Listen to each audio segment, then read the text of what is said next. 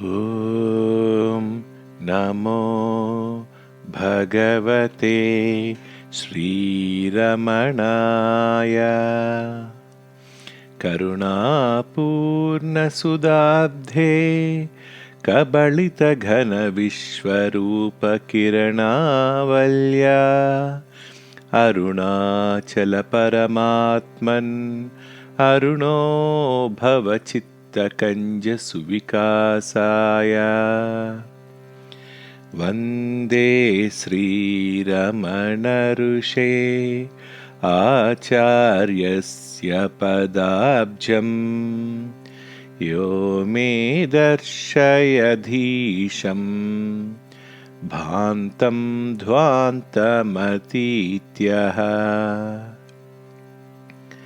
Akhanda Satchidanande Parabrahmanya Laukike Vilasantam Gurum Nomim Sarvada Hridyaham Bhaje. Day by Day with Bhagavan, episode number 16. 11/5/1946. L. N. Shastri, who had taken leave of Bhagavan on the 8th, returned today. After he left the ashramam, I was talking to Bhagavan about him and said that his poems seemed good, but that it was a pity he did not tell us their meaning, as the Pudukottai Pandit had, and Bhagavan said, he also would have explained them if you had asked him. So today I asked him, and at about 3 o'clock in the afternoon, he gave the gist of the poems as follows. You, Bhagavan, have realized the self, turning away from the world and going inwards into yourself. You have come into the world for its benefit and uplift. I am always going out, attracted by the world and its objects.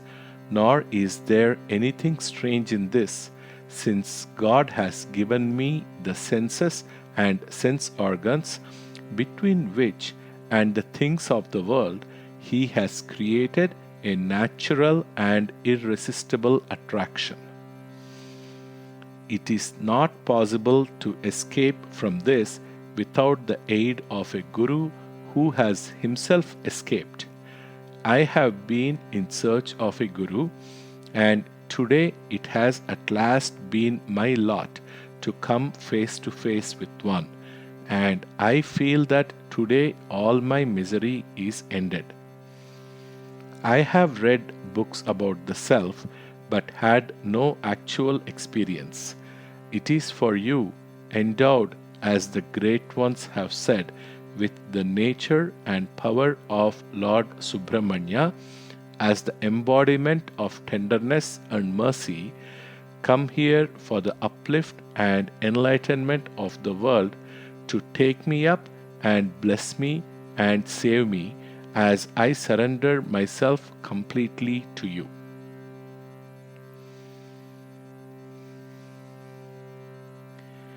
When he had finished this explanation of his verses, he asked us to give him some subject on which he would try to compose verses extempore.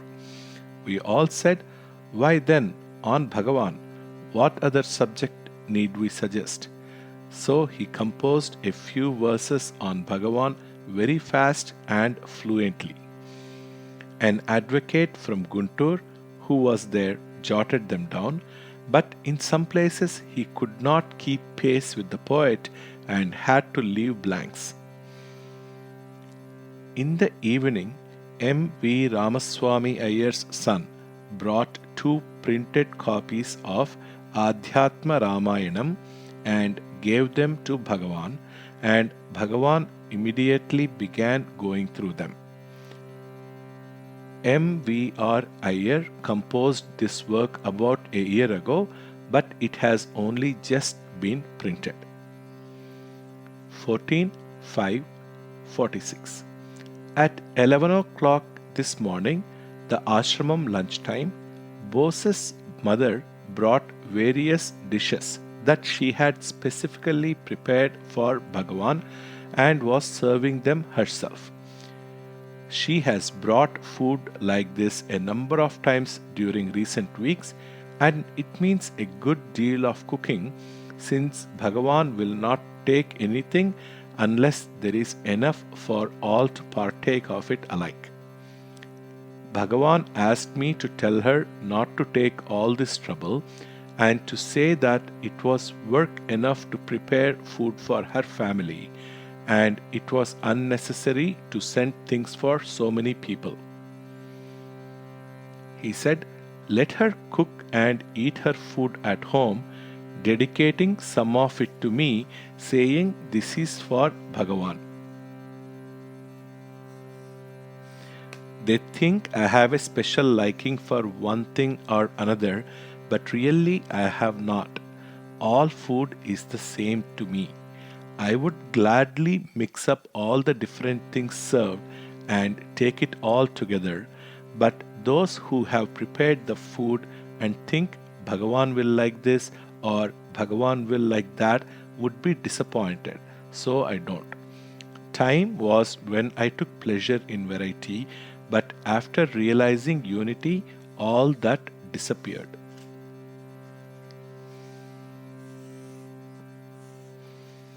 15/5/1946.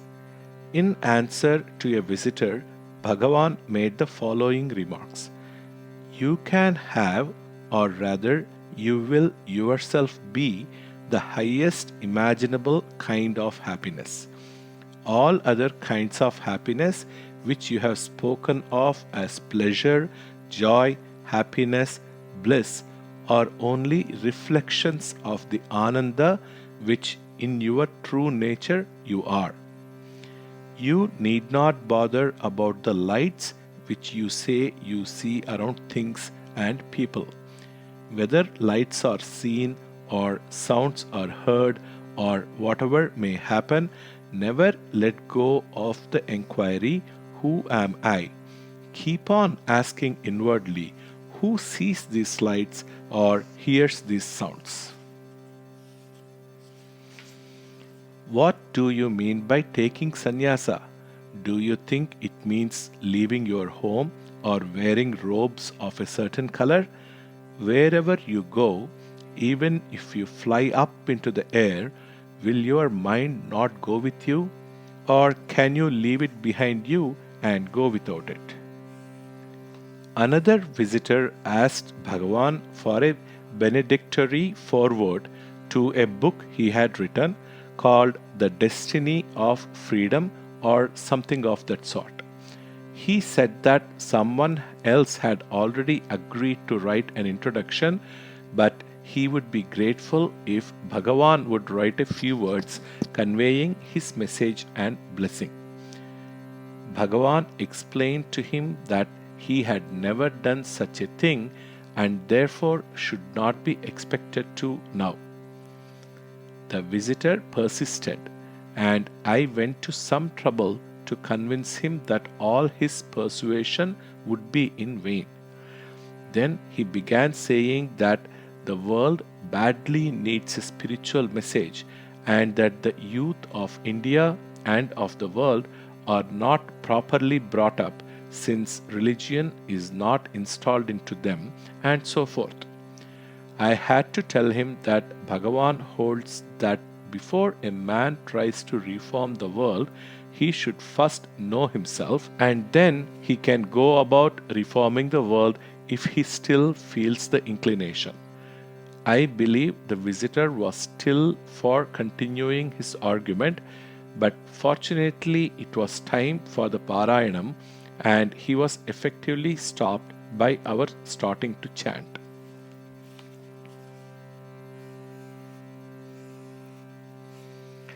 23/5/46.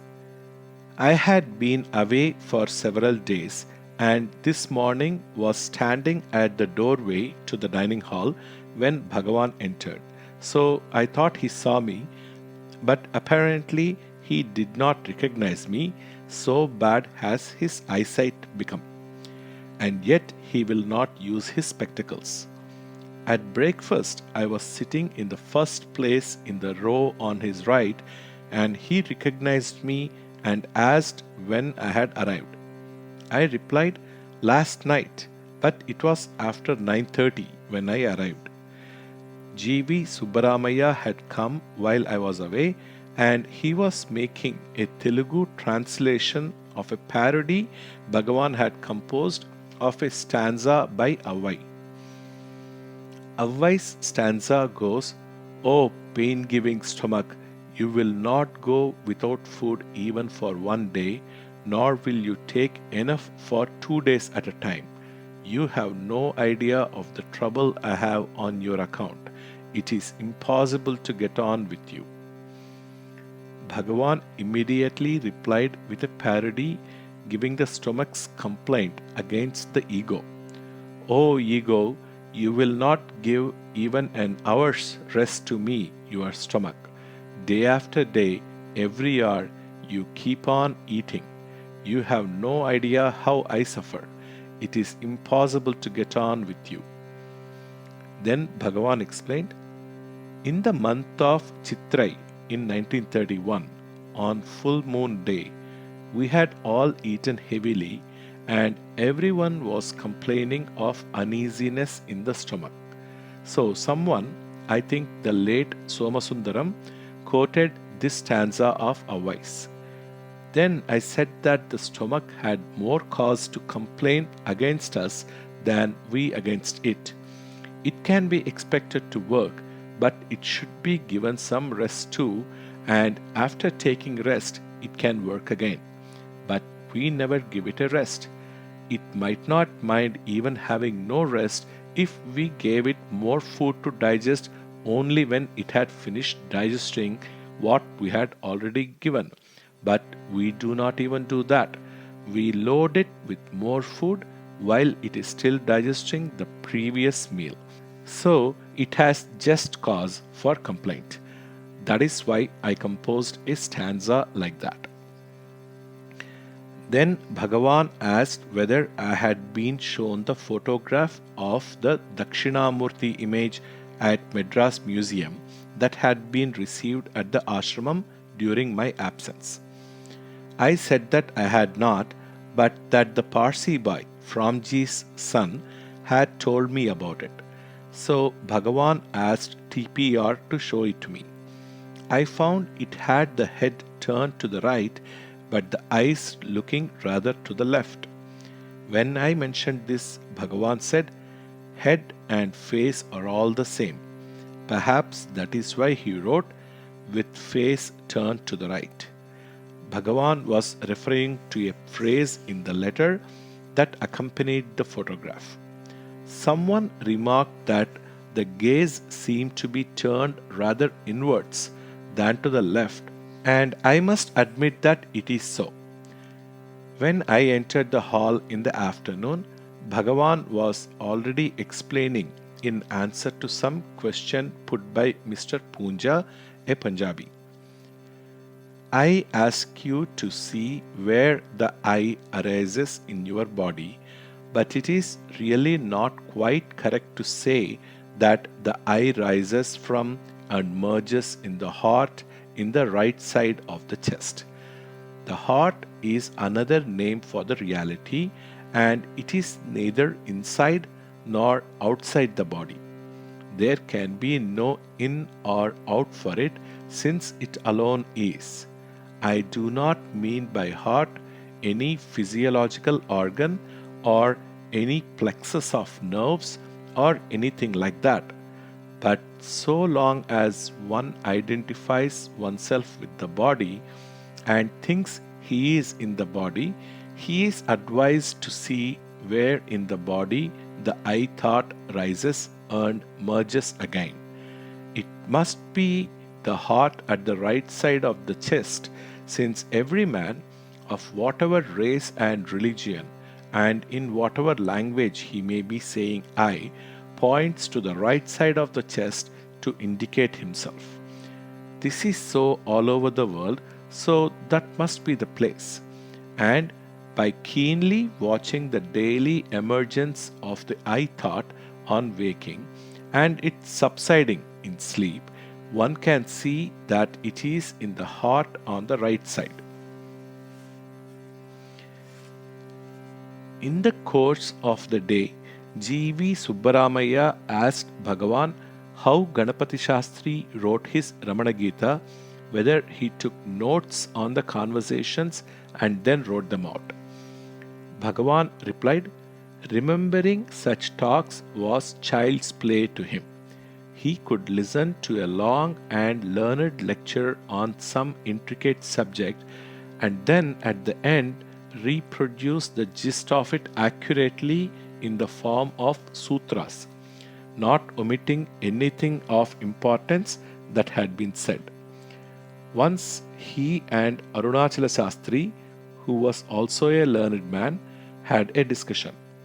Ganapati Shastri took up the position of Drishti Srishti, that we create and then see.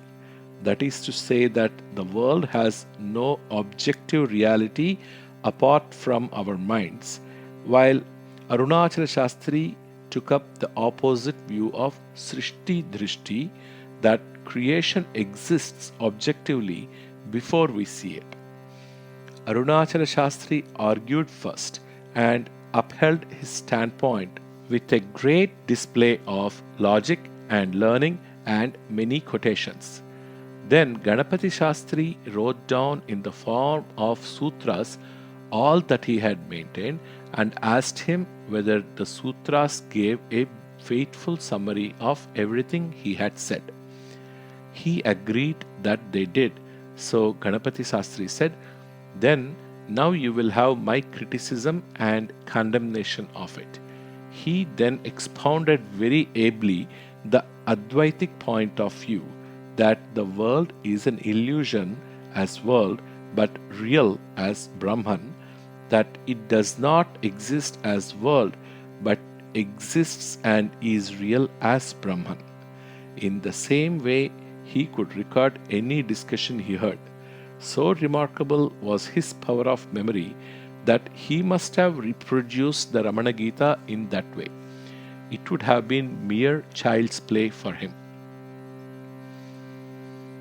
24:5:46. Crowds of devotees have already arrived for tomorrow's Mahapuja, death anniversary of the mother of Bhagavan. All is bustle and joy with devotees meeting again under Bhagavan's gracious, watchful care. One of the arrivals was Mrs. Ranga Iyer, the wife of Bhagavan's boyhood friend at Tiruchuri. She brought two ladies with her and introduced them to Bhagavan. Bhagavan asked her, has Ranga come? And she said no. In the afternoon she sang. After singing 3 songs from Ramanastuti Panchakam, she sang a song from Ramanamritam. Bhagavan called GVS and told him, this is from the songs composed by Ranga Iyer's son celebrating my marriage in quotes. GVS came and told me this, and I told him that the author was the old lady's son and that she was Ranga Iyer's wife. 25:5:46. Mahapuja was celebrated in a grand scale as usual. 26:5:46. When today's mail came, Bhagavan read a postcard and said, Pichumani Iyer of Madurai writes that Meenakshi is no more. Only this morning or yesterday I thought of her, and now I get this news. GVS read out to Bhagavan 2 stanzas that he had composed on the occasion of his last visit. Their gist was, on seeing your kindness to all sorts of animals, to squirrels, peacocks, dogs, cows, and monkeys, how can one remain unaffected? One's very bones melt at it. All sorts of birds and beasts approach you, receive your glance and touch, and so attain salvation. vouchsafe the same to this human animal and save it also. In the afternoon, Ramaswamy Iyer of Manamadura, a relative of Bhagavan, came and sat in the hall, and Bhagavan said to him, "Do you know Meenakshi is no more? We received this news from Pichu this morning. Only this morning or yesterday I thought of her as my last paternal aunt still surviving, and now she too has passed away." After some further talk, Bhagavan said, "Once before, when your wife was ill, I dreamed that I went and sat beside her bed and touched her, and she opened her eyes and asked, 'Who is touching me?' And when she saw it was I, she said, 'Is it you? Then you can.' I do not know whether she had any corresponding dream." GVS replied, "I asked about this and learned that Mrs. Ranga Iyer had a corresponding dream that Bhagavan came and sat beside her and touched her." In this connection, GVS said, "I was once present when Bhagavan's aunt came here, the one who fed him when he left for Tiruvannamalai. Bhagavan was specially gracious to her. I could not help wondering why Bhagavan was so gracious towards his aunt when he is said to have been harsh towards his mother. Is it because Bhagavan wanted to help rid her of the natural feeling that Bhagavan was her son?" Bhagavan kept quiet, and I too said that he must have behaved so deliberately in order to train her to see in him a jnani and not her son. He still did not answer, but we gathered from his attitude that our surmise was correct. And then, after some time, Bhagavan said, "I used to say something harsh to her, and she would cry, and then I would say, 'Go on, cry. The more you cry, the better pleased I am.'"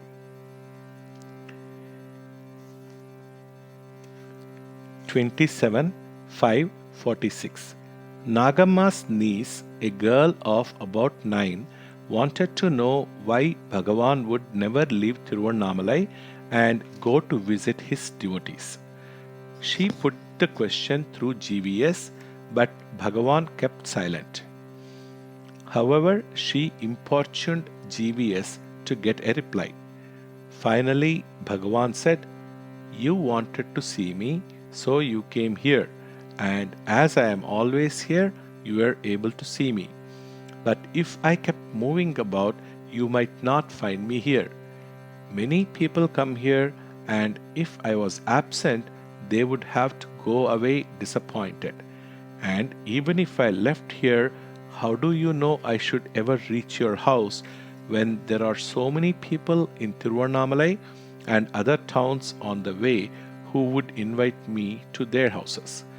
If I agreed to go to your house, I should have to agree to go to their houses too, and I might never reach yours.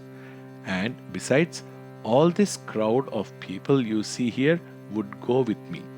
Even here I can't go anywhere or the whole crowd follow, like that time when I went to Skandashramam." He added jokingly, "I am kept in confinement. This is my jail."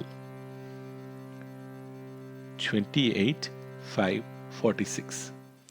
In the afternoon, Mrs. Ranga Iyer sang almost the whole of the book Ramanamritam, composed by her son, about the marriage, in quotes, of Bhagavan to Jnana.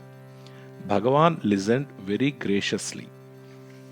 One of the songs referred to an incident in his 5th or 6th year when, for something that he had done, his father said, "Take away his cloth and drive him out." I asked Bhagavan about this, and it led him to talk about those early years and about a group photograph of his father and others that was taken in the hospital compound, and another that was taken later of himself with his uncle. He said that it was from a copy of the group with his father, recovered from Ranga Iyer's house, that we got the photograph of his father that hangs in the dining hall, but that the other photograph, the one with Bhagavan in it, had been lost.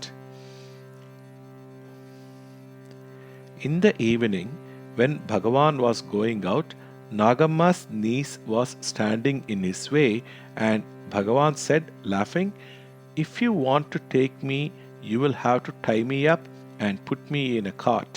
That is the only way." 29:5-46. Bose. When the Upanishads say that all is Brahman, how can we say, like Shankara, that this world is mithya or illusory? Bhagavan. Shankara also said that this world is Brahman or the self. What he objected to is one's imagining that the self is limited by the names and forms that constitute the world. He only said that the world does not exist apart from Brahman. Brahman or the self is like the screen and the world is like the pictures on it. You can see the picture only so long as there is a screen.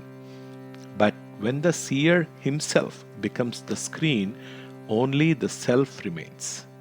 Kaivalya Navanita has asked and answered 6 questions about Maya. They are instructive. The first question is, what is Maya? And the answer is, it is Anirvachaniya or indescribable.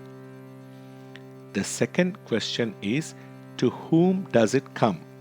And the answer is, to the mind or ego who feels that he is a separate entity, who thinks I do this or this is mine. The third question is, where does it come from and how did it originate? And the answer is, nobody can say. The fourth question is, how did it arise? And the answer is, through non-vichara, through failure to ask, who am I? The fifth question is, if the self and Maya both exist, does not this invalidate the theory of Advaita? The answer is, it need not, since Maya is dependent on the self as the picture is on the screen. The picture is not real in the sense that the screen is real. The sixth question is, if the self and Maya are one, could it not be argued that the self is of the nature of Maya, that is illusory?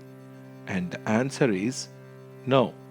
The self can be capable of producing illusion without being illusory. A conjurer may create for our entertainment the illusion of people, animals, and things, and we see all of them as clearly as we see him.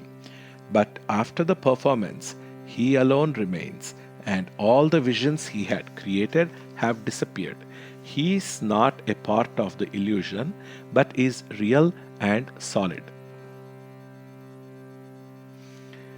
30:5-46. Today again Bose reverted to the subject of Maya and asked Bhagavan, what is Hiranyagarbha? Bhagavan replied, Hiranyagarbha is only another name for the Sukshma Sharira or Ishvara. The books use the following illustration to help explain creation. The self is like the canvas for a painting. First, a paste is smeared over it to close up the small holes that are in any cloth. This paste can be compared to the Antaryami in all creation. Then the artist makes an outline on the canvas, and this can be compared to the Sukshma Sharira of all creation, for instance, the light and sound, nada, Bindu, out of which all things arise. Then the artist paints his picture with colors, etc., in this outline, and this can be compared to the gross forms that constitute the world. In the afternoon, T. P. Ramachandra Iyer remarked, Chadwick has a picture of Bhagavan in a recumbent posture where Bhagavan looks a mere skeleton. I don't think anyone else has such a picture. I said, it must have been taken at the time when Bhagavan was purposely under-eating. Bhagavan said, yes. For some time, when I was at Skandashramam, I used to take only one meal a day at 11 a.m. and nothing else. At that time, I got very thin. In connection with this, GVS asked Bhagavan about his early days and whether he ever went about accepting alms. Then Bhagavan related how it was T.P. Ramachandra Iyer's father who first took him by mere force to his house and fed him, and how the first time he begged for food was from Chinna Gurukal's wife. He went on to tell how after that he freely begged in almost all the streets of Tiruvannamalai. He said, you cannot conceive of the majesty and dignity I felt while so begging. The first day when I begged from Gurukal's wife, I felt bashful about it as a result of habits of upbringing, but after that there was absolutely no feeling of abasement. I felt like a king and more than a king. I have sometimes received stale gruel at some house and taken it without salt or any other flavoring in the open street before great pundits and other important men who used to come and prostrate themselves before me at my ashramam, then wiped my hands on my head and passed on supremely happy and in a state of mind in which even emperors were mere straw in my sight. You can't imagine it. It is because there is such a path that we find tales in history of kings giving up their thrones and taking to this path. In illustration of this, Bhagavan told us a story of a king who renounced his throne and went begging, first outside the limits of his state, then in his own state, then in its capital city, and finally in the royal palace itself, and thus at last got rid of his ego sense. After some time, when he was wandering as an ascetic in another state, he was chosen to be its king and accepted because now that he had completely lost the sense of I, he could act any part in life as a mere witness, and the cares of kingship no longer worried him. When his own former state heard of it, they also asked him to resume his kingship, and he did so, because however many kingdoms he might rule over, he realized now that he was not the doer but simply an instrument in God's hands.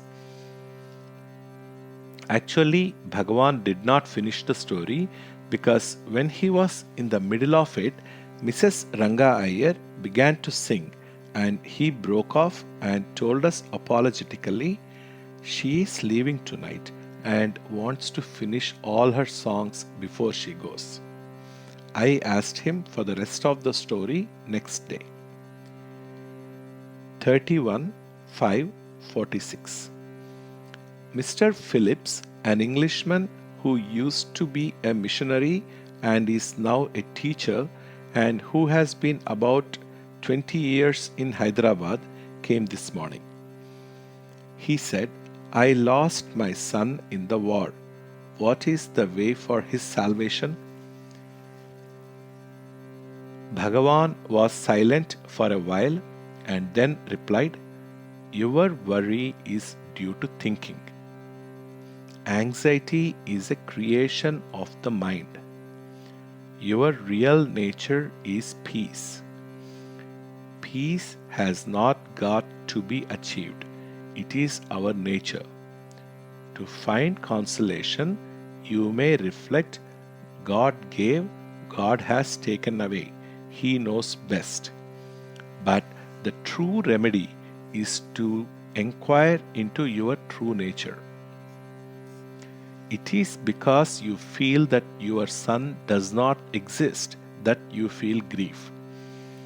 If you knew that he existed, you would not feel grief. That means that the source of the grief is mental and not an actual reality.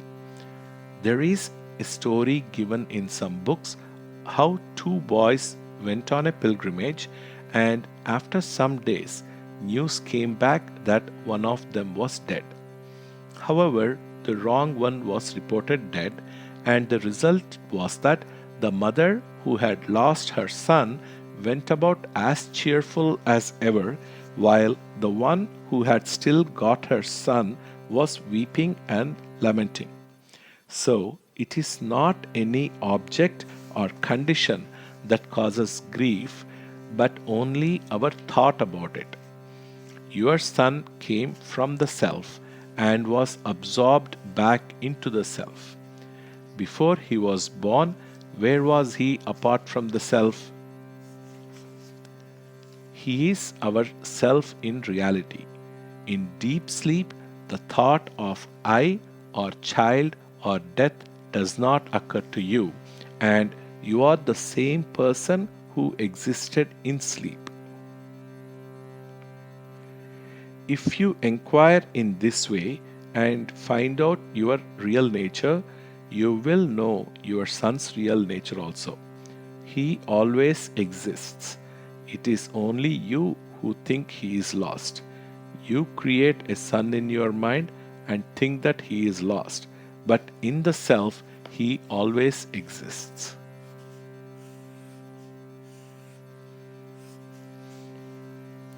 K. M. Jeevrajani. What is the nature of life after physical death? Bhagavan.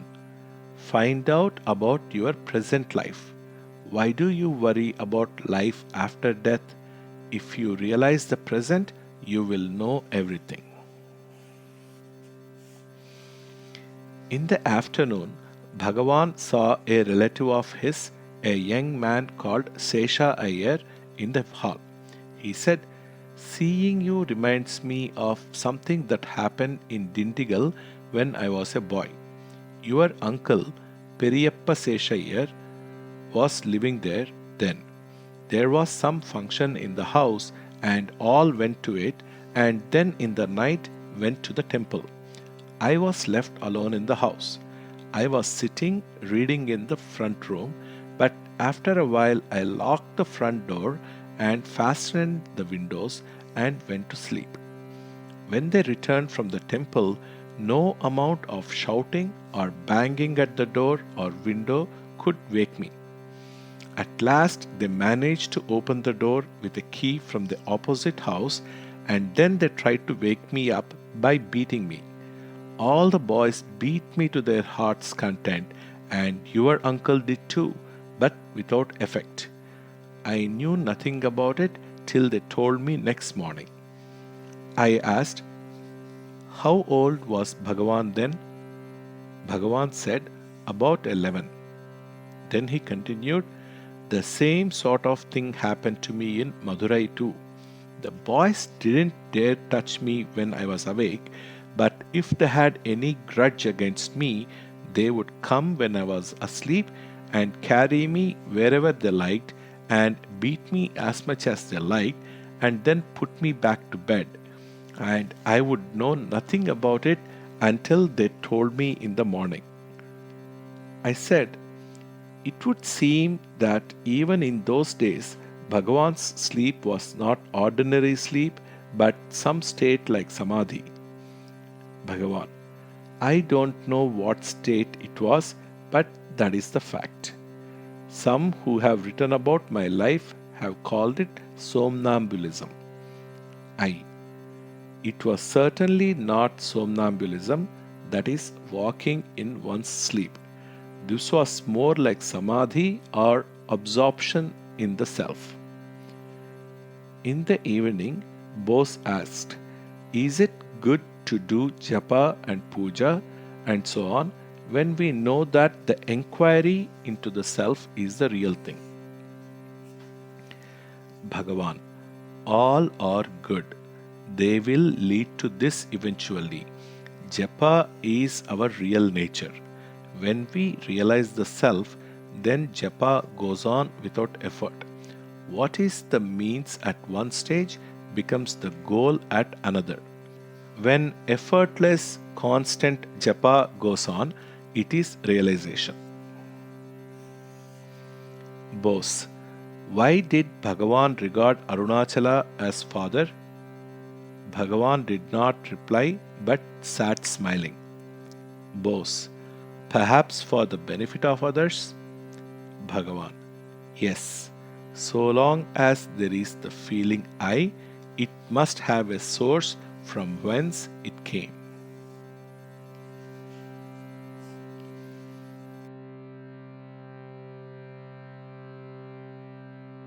Om Namo Bhagavate Sri Ramanaya. Sarvam Sri Ramanarpanamastu.